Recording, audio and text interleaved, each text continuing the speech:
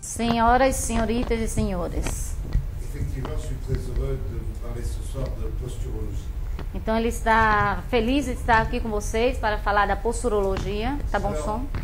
Vous allez dire, mais qu'est-ce que c'est la posturologie? Mas aí vocês vão perguntar o que é a posturologia. C'est pas une nouvelle médecine, Não é uma nova medicina, c'est une nouvelle façon d'aborder la médecine. mas uma nova abordagem da medicina. C'est une nouvelle façon d'aborder la médecine pour essayer d'apporter des réponses plus étiologiques dans des pathologies où les traitements étaient trop symptomatiques. Que são tratadas de forma mais sintomatológicas e tratar realmente a causa dessas patologias de forma mais etiológica. Voilà, donc le problème c'est sur le domaine d'activité, on verra, il est varié. Então a gente vai ver áreas de atuação variadas. Il concerne en premier lieu les pathologies du système locomoteur. E primeiramente a gente vai considerar todas as patologias do sistema locomotor. Mais on verra qu'il concerne également tous les troubles de l'équilibre, et notamment les pathologies fonctionnelles. E todas aquelas patologias funcionais correlacionadas com o equilíbrio. Et il concerne également les pathologies cognitives. Mas também as patologias cognitivas. Mais aussi bien les pathologies cognitives scolaires que les pathologies cognitives au sens large du terme, c'est-à-dire l'apprentissage sportif. On a un rôle à jouer chez les sportifs de haut niveau, on a un rôle à jouer chez les enfants, on a un rôle à jouer dans le développement harmonieux des activités sportives de l'enfant. Então, quando ele fala da área cognitiva, é a área cognitiva escolar, do aprendizado escolar, mas também áreas de atividade motora. Então, se interessar a atividade física de crianças, de esportistas de alto nível e de toda a atividade física. Alors, comme vous l'a dit Vilma tout à l'heure, effectivement, la posturologie se développe partout dans le monde. Então, afirmando, né, quando eu fiz a apresentação do Dr. Bricot, a posturologia realmente se desenvolve no mundo inteiro. Alors, elle se développe partout, pourquoi? Parce qu'elle est logique. Então, primeiramente, ela se desenvolve porque ela é lógica. Elle est directement applicable. E diretamente aplicável. Elle est transdisciplinaire. Também é uma área transdisciplinar. Tous les gens qui de près ou de loin touchent le système locomoteur devraient connaître la posturologie. E todas aquelas pessoas profissionais que trabalham com o sistema locomotor devem conhecer a posturologia. Fixa a ponta da caneta. Divergence œil droit. Divergência do olho direito. Fixa a ponta da caneta. Insuffisance convergence œil droit. Insuficiência de convergência do olho direito. Fixa a ponta. A ponta. Insuffisance convergence des deux yeux, divergence œil gauche. Insuficiência dos dois, mais divergência do olho esquerdo. Insuffisance convergence des deux yeux, divergence œil droit. Divergência do olho direito, mas os dois olhos estão com insuficiência de convergência. Tiens, il y en a une qui ne converge pas trop mal. Ela tem uma convergência que está bem centrada, não está muito mal. Fixe la pointe. Fixa a ponta. Deux. Ele também está com uma boa convergência. Qui, comme vous pouvez le constater, Então ele vai pegar, né? parfaitement bien. Vejam que ele tem uma boa convergência, os dois olhos estão bem centrados. Vous voyez que ses épaules sont à peu près équilibrées. Os ombros dele estão mais ou menos equilibrados. Le bassin est équilibré. O quadril está equilibrado. Les bras sont équilibrés sans rotation. A rotação está equilibrada. C'est la cabeça à la droite. Gira a cabeça para o lado direito, olhando para ele. Voilà, il tourne bien à l'esquerre. Para a esquerda. Il tourne bien aussi. Je Ele vois não ses está yeux des deux côtés. com bloqueio na rotação da cabeça. Et il aura très peu de blocages vertébraux. Ele vai ter poucos bloqueios vertebrais. Il a un blocage TH6. Então ele tem um bloqueio a nível de T6, C'est tout. mas os outros níveis vertebrais parece bem equilibrado. Voyez la divergence. Fixe la pointe. Fixa a ponta da Voyez la caneta. divergence. Aí vocês veem a divergência do olho, Vous voyez l'inclinaison de la tête. até a cabeça levemente inclinada. Vous voyez, relax. Relaxa, relaxa, deixa ele. Il a 1,5 doigt de bascule au niveau des épaules. Então, os ombros, né, que estão com a inclinação mais ou menos um dedo e meio, a nível do quadril. Il a une épaule en avant, dans les mains. Levanta os braços, como ele está mostrando para você, olhando para ele. Levanta teus braços, como ele está fazendo. Voilà, là, il tourne dans l'autre sens. Ah, aí a gente vê uma rotação a nível dos ombros, completamente. Gira a cabeça à droite, Gira a tua cabeça para a direita, como se você fosse olhar para ele. à l'esquerre. Para a esquerda. Voilà. Et là, il est plus limité. Hein? Il est plus limité. Aí ele está um pouco limitado na rotação da cabeça. E ele está me confirmando que ele deve estar sentindo a limitação. Il a une première corde.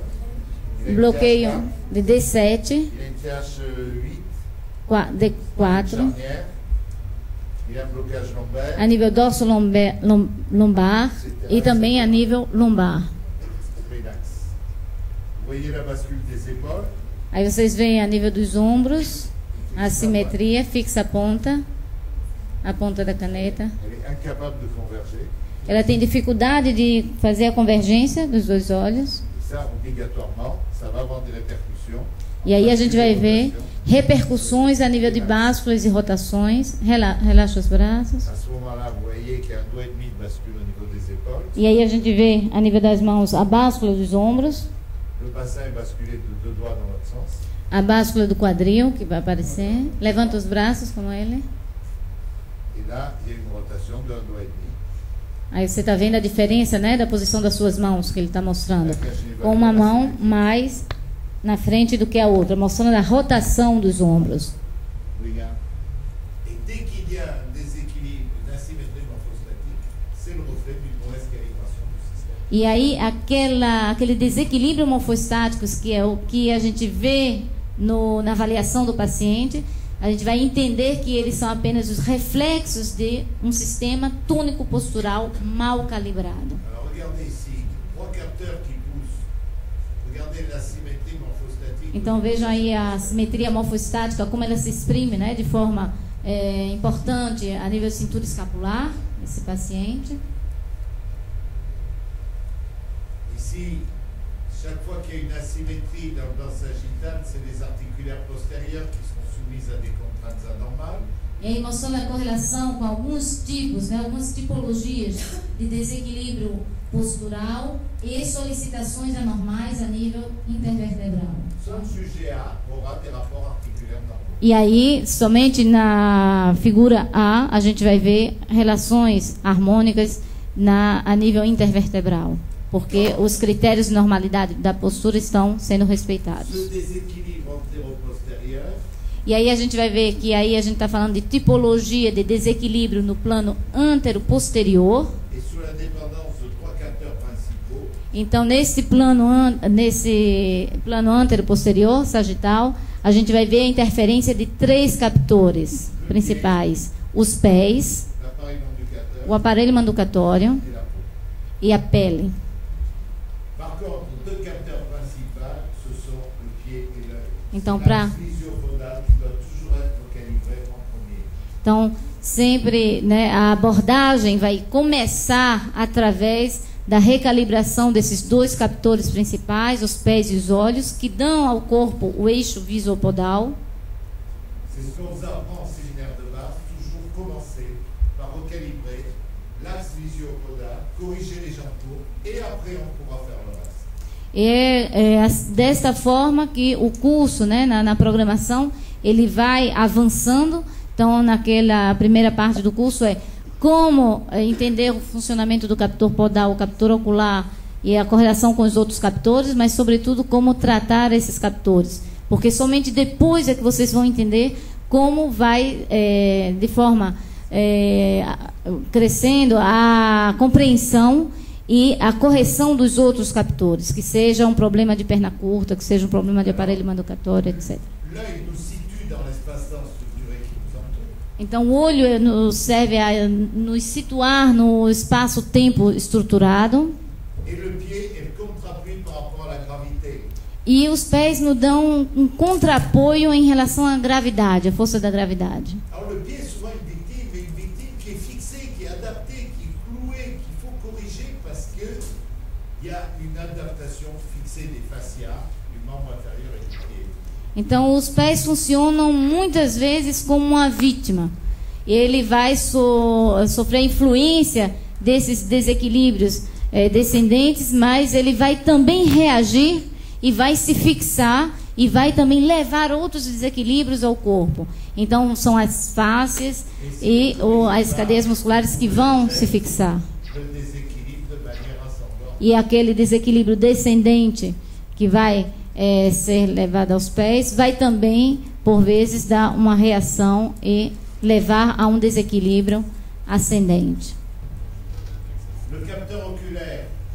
O captor ocular, como foi dito, ele é um esteroceptor, mas também um propioceptor.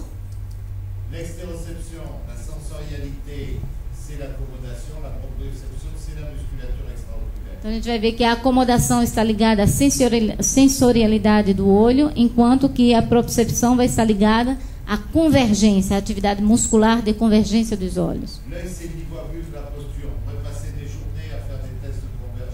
E os olhos, eles têm uma influência predominante também como captor postural.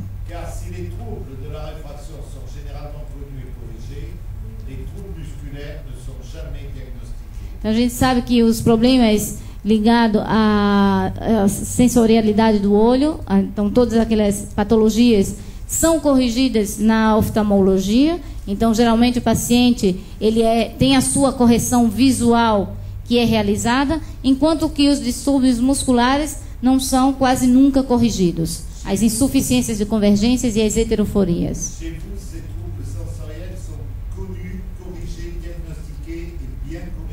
E ele sabe que aqui no Brasil o diagnóstico oftalmológico é muito bom e as correções são bem feitas.